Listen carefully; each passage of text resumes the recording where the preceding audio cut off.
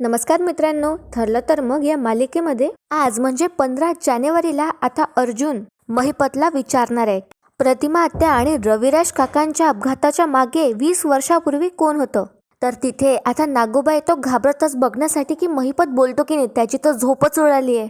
आणि नागोबाला म्हणजे या नागराजला बघितल्यावर आता महिपत अर्जुनला म्हणतो, अर्जुन साहेब तुम्ही काय विचारत होतात मला? त्या मास्टर माइंडनी ज्याने मला सुपारी दिली त्याचं नाव काय, हेच ना?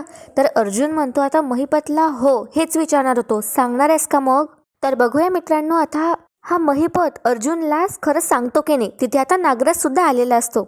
तर आपण बघूया सुरुवातपासून आजचा भाग काय कसं झालं ते. तर अर्जुन आणि रविराज हॉस्पिटलमध्ये असतात आणि आता रविराजला सायलीचा फोन येतो.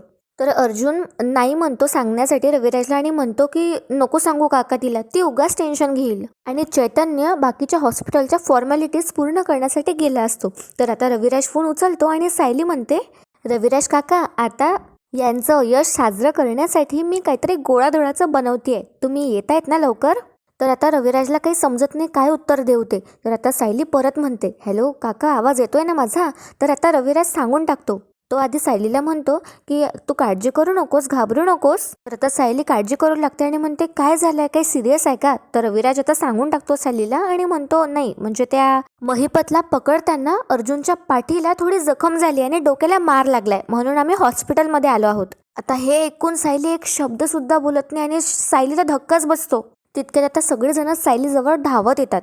सायली काही बोलत नाही म्हणून कल्पना तिच्याजवळचा फोन घेते आणि स्पीकरवर टाकते आणि सगळे असतात तिथे, पूर्णाजी, अश्विन. तर आता कल्पना विचारते रविराजला थेट काय झालंय. तर आता रविराज सांगून टाकतो की अर्जुन जरा जखमी झालाय म्हणून त्याला हॉस्पिटलमध्ये ॲडमिट केलंय. आता हे ऐकून सगळ्यांना धक्का बसतो आणि आता सायली म्हणते मी जाते आता हॉस्पिटलला लगेच. आणि त्यानंतर आता पूर्णाजी सुद्धा म्हणत असतात की हो मी पण येते, चल कल्पना. तर आता अश्विन म्हणतो सगळ्यांना की तुम्ही कोणीच येऊ नका, काकांनी म्हटलंय ना फार काही सिरियस नाही आहे, तर आपण सगळ्यांनी नको जायला, मी जातो सायली वहिनी बरोबर. आणि अश्विन चक्क आता सायलीला हॉस्पिटलमध्ये घेऊन जातो. तर आता दुसरीकडे नागराज सुमनला खूप छळत असतो आणि तिला म्हणतो सांग ना, आता तूच केलं ना, आता तो खूप जाम टेन्शनमध्ये आलाय. आणि तो आता या सुमनला म्हणतो तूच त्याच्या दोऱ्या सोडल्यास ना, आता तो मला सोडणार नाही महिपत, तो माझा खून करेल. आणि त्यानंतर आता तो सुमनला एक झापड सुद्धा मारतो जोराची. आणि आता नागराज खूप घाबरलेला आहे आणि त्यानंतर आता तो सुमनला तिथून शिफ्ट करणार आहे दुसरीकडे, कारण ती जागा आता सेफ नाही आहे असं त्याला वाटतं. तर सुमन बिचारी आटापिटा करते पण नागराज तिला जबरदस्ती तिथून आता दुसऱ्या ठिकाणी घेऊन जातो.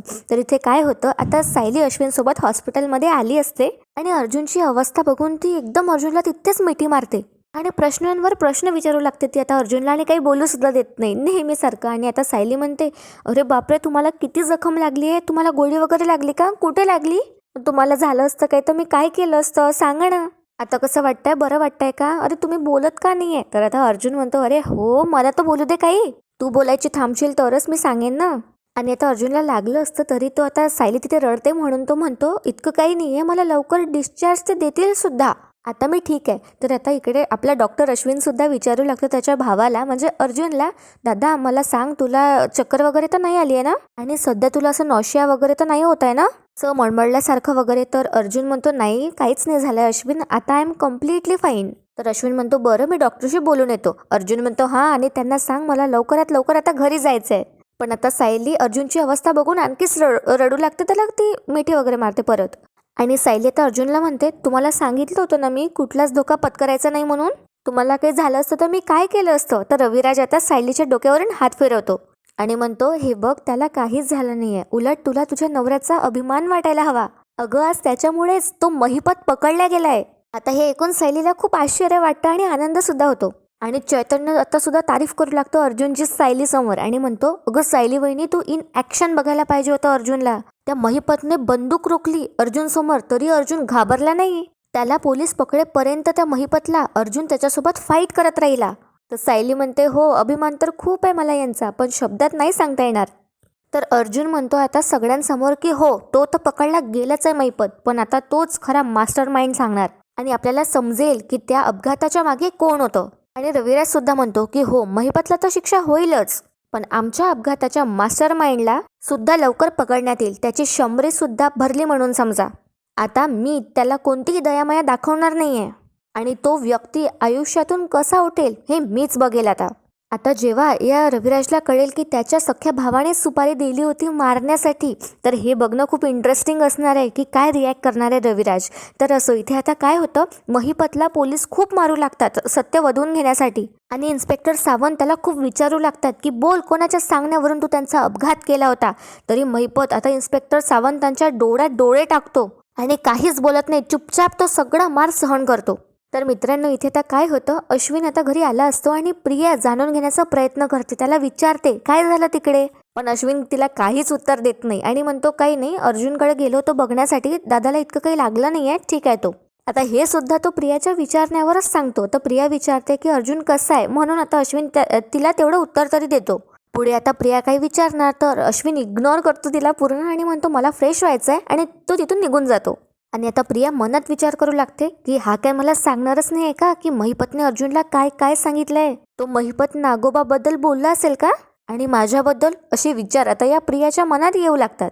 आणि प्रिया सुद्धा आता इथे घाबरत असते. तर इकडे काय होतं, त्यानंतर घरी इकडे कोणीच जेवलं नसतं आणि अस्मिता सुद्धा जेवत नसते, ती नाही म्हणते जेवायला. तितक्यात आता सायलीचा फोन येतो यांना आणि सायली सांगते की मी आता बरे येते आणि मी यांच्याजवळच बसून आहे. तर आता सगळ्यांच्या जीवात शेवटी जीव येतो घरच्यांच्या. पुढे आता सायली सांगते उद्या त्यांना डिस्चार्ज सुद्धा मिळणार आहे. तर पूर्णाजी आता सांगतात कल्पनाला देवासमोर साखर ठेवायला लगेच. पुढे आता सायली सांगते की ती रात्रभर तिथेच हॉस्पिटलमध्ये थांबणार आहे अर्जुन जवळ. आणि पुढे आता सायली सांगते चैतन्य भाऊजींबरोबर तुम्ही डबा पाठवून द्या, म्हणजे ते इथेच येतील. तितक्या तिथे आता फोन ठेवल्यावर चैतन्य येतो सुद्धा आणि चैतन्य म्हणतो न्यायपंडित अर्जुन सुभेदार त्यांच्या उदर भरण्याची जबाबदारी माझ्यावर येऊन पडली आहे, तर डबा कुठे आहे. तर आता सगळ्यांना रिलॅक्स वाटतं की आता ठीक आहे बा, चांगलं आहे सगळं, कारण चैतन्य सुद्धा खुश दिसतोय. तर आता प्रिया सगळं लपून ऐकत असते नेहमीसारखंच आणि घरात आता सगळे नॉर्मल होतात आणि जेवू सुद्धा लागतात. इन्स्पेक्टर सावंत आता चैतन्याला फोन करून कळवतात की महिपत काहीच बोलत नाहीये. आता हे ऐकून प्रिया खूप घाबरू लागते आणि तिला वाटतं आता महिपत सगळं सांगून टाकणार.